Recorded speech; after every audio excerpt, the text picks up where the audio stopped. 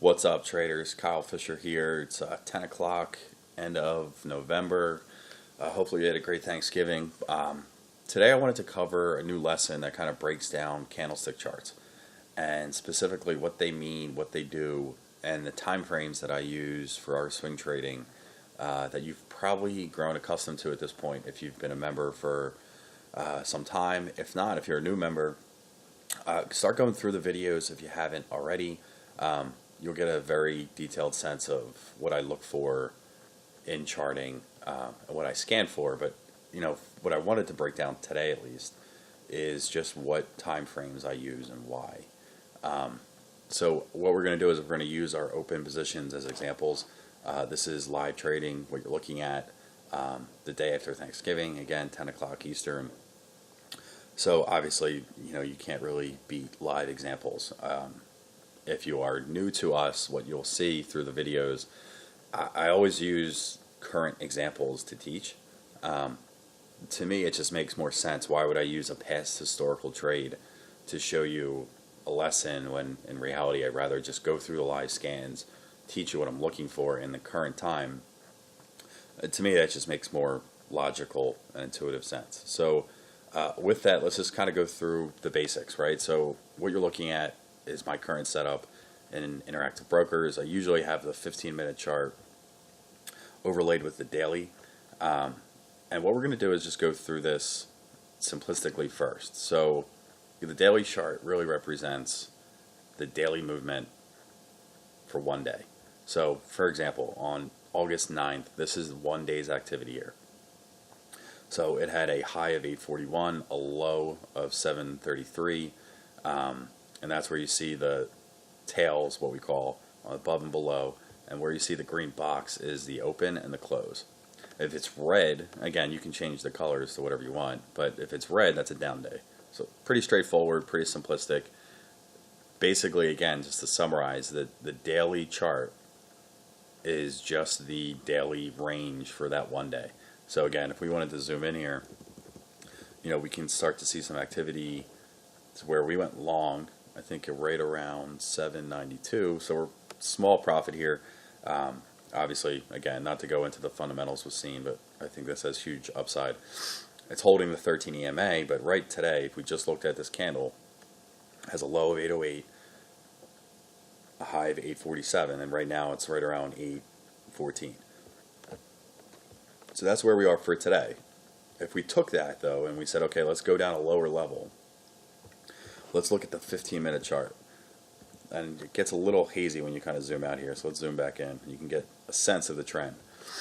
But right now, the 15-minute chart more or less represents, each single candlestick represents 15 minutes of the day. So obviously, if you broke that down, you would see there's a certain number every single day that you're going to have 15 minutes of trading for that day. So again, going back to the 22nd, you can see the activity trading below the 13 EMA. And you can see that today we saw a nice pop where someone more or less came in and just bought a very low amount of shares, but they did a market order most likely because the activity here was very low in terms of the volume. And so you can see that spike, and it spiked above the 13 EMA. But this candle just represents 15 minutes of activity.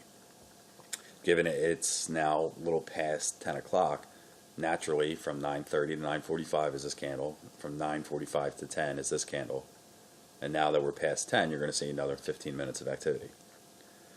I use the 15-minute more so than lower time frames, and I'll get into the weekly in a second, which I look at sometimes.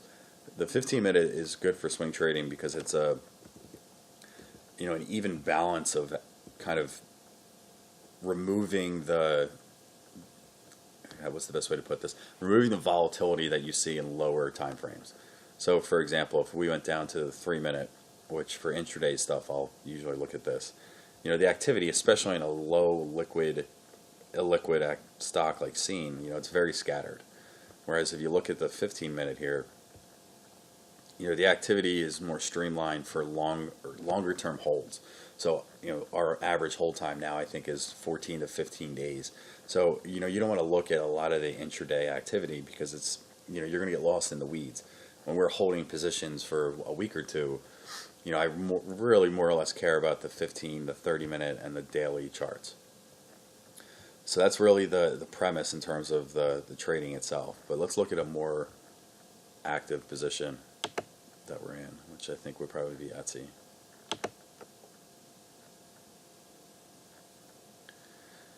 So with Etsy, again, we are currently up, I guess, right around 40 cents in this. So, 5-6%. Broke above the 13 EMA. We went long, I think right around here.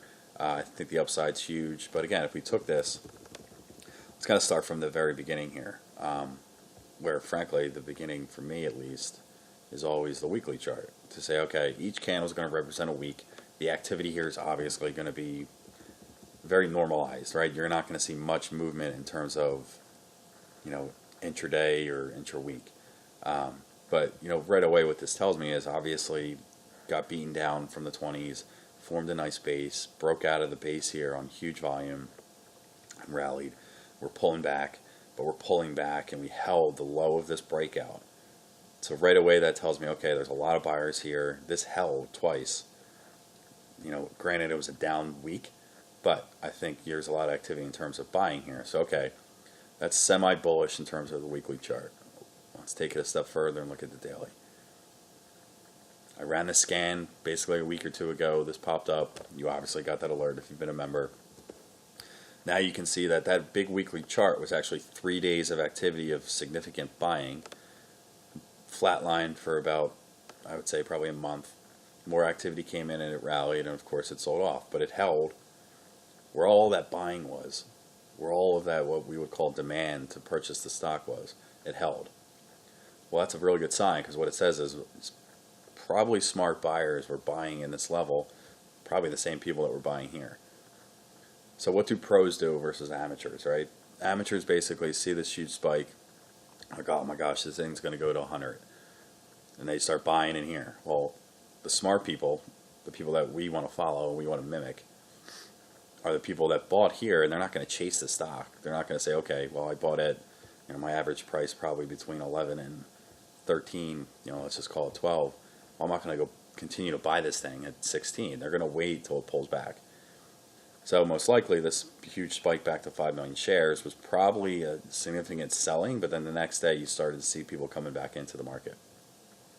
So obviously we're long in this. And again, just to recap, that's just the daily spread between each day's activity.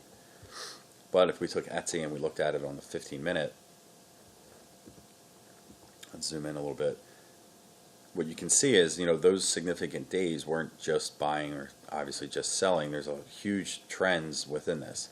So, for example, we gapped up here on the 17th. We filled the gap, and then we rallied. So if we were trading this intraday for a day trade, you could have faded that gap and it waited till it pulled back to fill the gap to go long.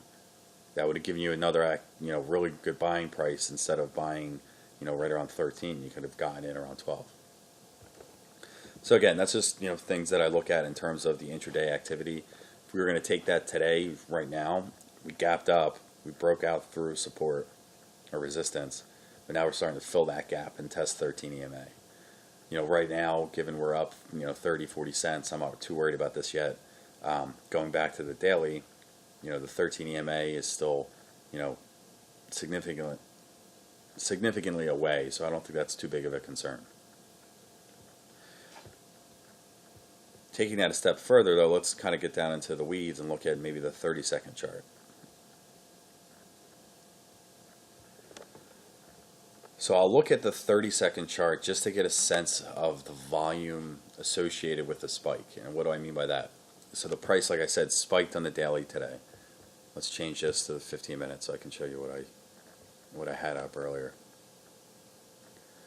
So we spiked up, we broke through resistance, and then we sold off. But if you actually looked at it, the spike itself was on significant volume for the day. So someone went in and just said, for whatever reason they're buying, but the volume that ticked off on the selling has been pretty low. So the 30-second candle or the 30-second time frame is important for just volume activity to get a sense of, okay, what exactly happened in the 15-minute chart when we saw that spike. Now, if I saw a huge spike in volume here, but then we doubled this volume spike and the selling here, and we saw like 2 or 3 more of these, it's like, okay, someone's dumping at that price pretty heavily. This thing's going to collapse. And it's starting to collapse now, but again, it's on really, really, really low volume. We're holding support from the prior day. Again, you can see anything over on this section here is the prior day. So there's a decent amount of support in this level. So I'm not too concerned with this yet. Again, we're in a profit position. Going back to the daily chart here. This is the buy or sell trigger is really what the daily's doing. So right now, I'm not really concerned at all. You have the 200-day moving average here, the 13s in blue. We're still holding both.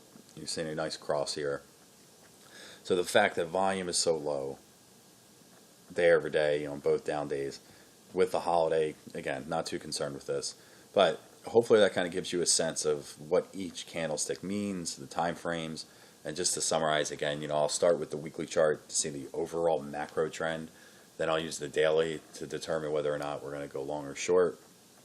I'll scan on the daily, which we've covered in other lessons in terms of the scans I do run. That will all be focused on the daily. And then I'll use the 15-minute, the 3-minute, and the 30-second just to see intraday activity and to get a better sense of the trend and to get a better sense of what happened at specific times when prices spiked one way or the other. So that's really it. If you have questions, as always, please shoot me an email. We have a lot going on with the service, so look out for a lot more activity to come in the future. And hopefully you had a great holiday, and we will talk soon.